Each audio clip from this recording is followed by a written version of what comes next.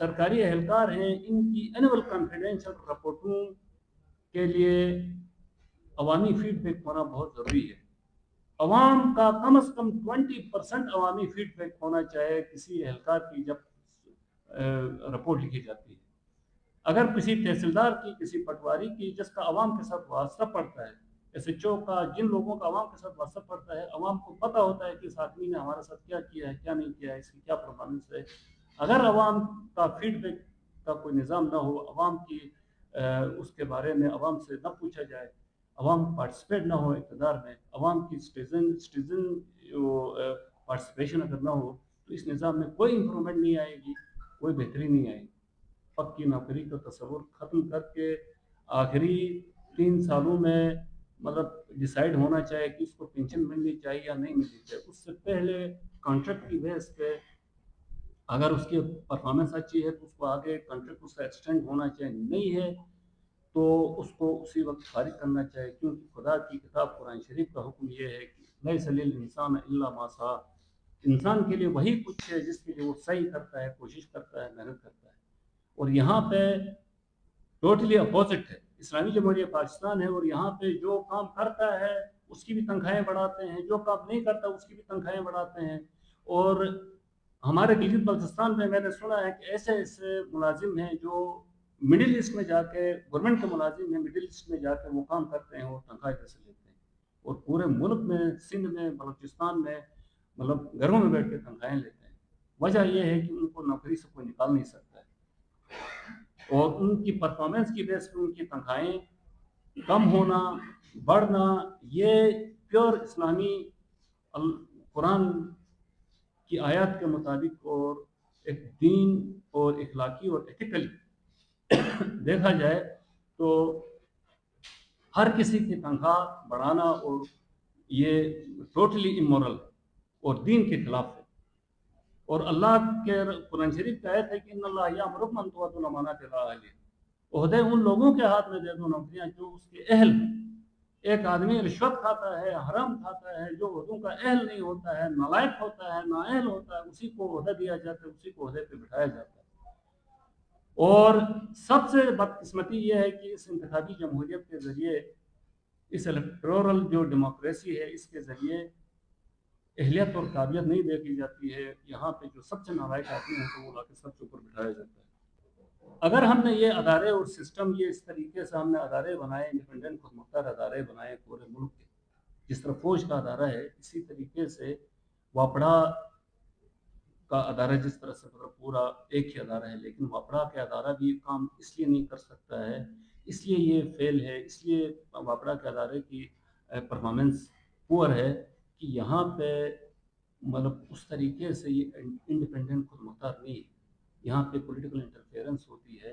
اور پھر یہی ملازموں کی تنخواہیں اور نوکریاں پکی ہیں، ان کو گارنٹی ملتی ہے، وہ کام نہیں کرتے. مانیٹرنگ کا نظام نہیں ہے. الگ مانیٹرنگ کا اور ایویلویشن کا ایک ادارہ ہونا چاہیے. اور جس ادارے کے اندر جہاں پہ کھلی کچہری کا سسٹم ہونا چاہیے، عوام کو اس ادارے کے اندر، ہر ادارے کے اندر مطلب 19واں گریڈ کا آفیسر یا 20واں گریڈ کا آفیسر، کھلی کچہری کا ایک پورا الگ جو ہے نا ہمیشہ پرماننٹ وہاں پہ سسٹم ہونا چاہیے. عام آدمی ادھر جائے اور اگر اس ادارے کے اندر اس کا کام نہیں ہو تو وہاں پہ شکایت کرے،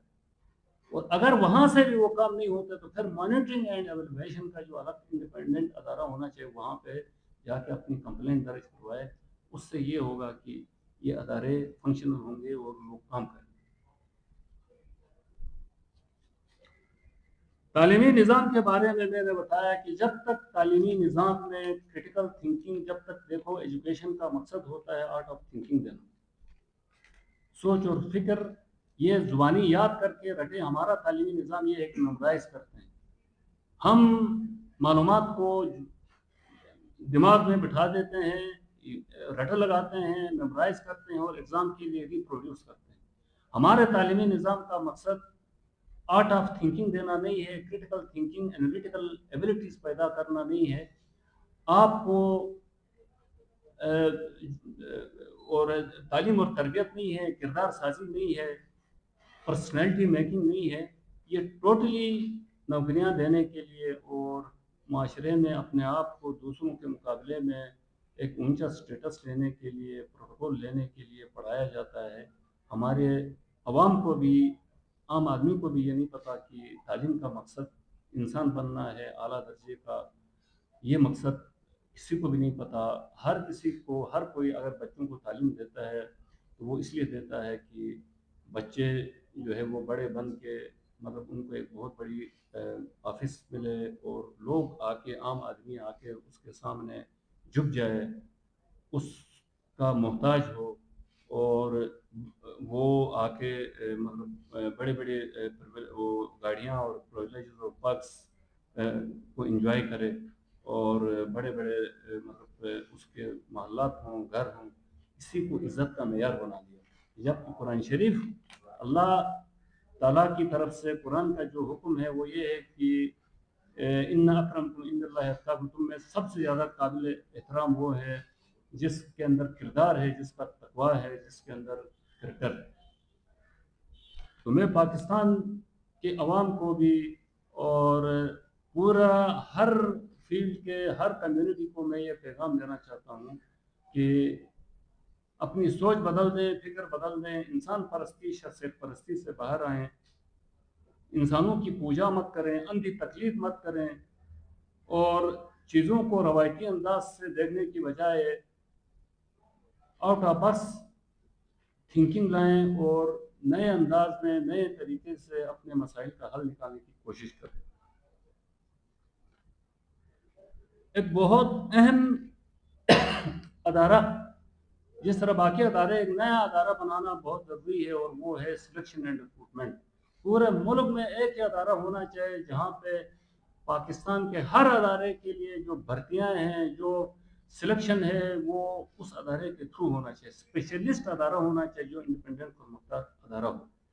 چاہے وہ واپڑا کے لیے بھرتیاں ہو، ایک گریڈ 1 سے لے کے گریڈ 22 تک، مطلب جس کو بھی جہاں پہ بھی اپوائنٹ کرنا ہے، کسی ادارے کے کسی سربراہ کو یا کسی 18واں 20ویں گریڈ کے یا کسی کو یہ اتھارٹی نہیں ہونی چاہیے کہ وہ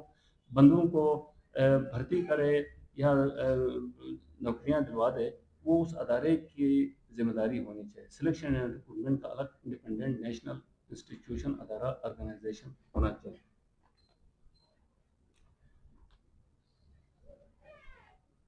دوسرا بڑا اہم پوائنٹ، آج بلوچستان میں کہا جاتا ہے کہ وہاں پہ جو مطلب امن امان کے مسائل ہیں۔ دیکھیں، پاکستان میں جتنا بھی یہ جو میری سجیشن یہ ہے، میرا آئیڈیا یہ ہے کہ یہ جو ترقیاتی بجٹ آبادی اور صوبوں کی بنیاد پہ دیا جاتا ہے، اس کو ختم کر کے احساس محرومی، غربت اور پسماندگی اور اخوت اور مواقعات کے اصول کو سامنے رکھ کے دیا جائے۔ مثلا دیکھیں، آج پاکستان کے پنجاب کے جتنے بھی شہر ہیں، اسلام آباد ہے، یہاں پہ سڑکیں، پل اور روڈ بنانے کی بجائے یا ادھر پر پورے ملک کو مطلب ایک یونٹی کی شکل میں، ایک ہول کی شکل میں دیکھا جائے